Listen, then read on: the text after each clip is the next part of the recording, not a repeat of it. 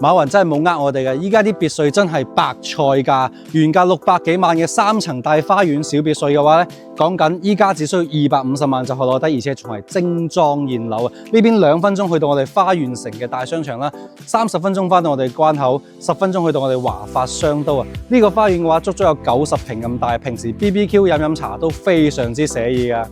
花園入嚟係我哋1樓嘅會客空間嘅位置啦，呢邊足足有70平700尺嘅一個會客空間，3面嘅採光，而且1樓嘅話咧仲 design 咗我哋一個1樓客廁嘅位置。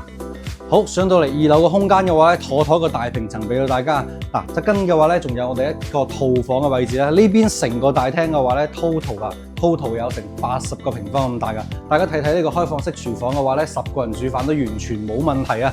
呢邊嘅話咧，仲做咗一間客廁嘅位置咧，同埋我哋一個儲物空間俾到大家噶。上到嚟3樓嘅位置咧，中間 set 咗一個休息空間俾到大家啦。呢邊側跟嘅話咧，做咗客廁嘅位置啦，同埋我哋間大房嘅位置。再過翻嚟呢邊嘅話咧，就係我哋兒童房嘅位置啦，黐住主人房噶。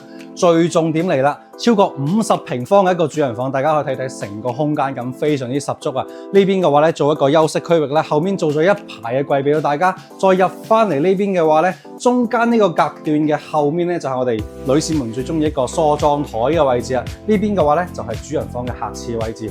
主人房嘅客廁都已經有20個平方咁大噶啦。成個大灣區都揾唔到獨門獨戶400平嘅實用面積3層大花園嘅小別墅啊！呢邊嘅話咧，唔係江門，唔係中山，呢邊係珠海啊！珠海邊有250萬嘅別墅啊，呢邊就有啦，原價600萬，依家250萬俾到大家精裝現樓啊！首期45萬你就可以上車啦！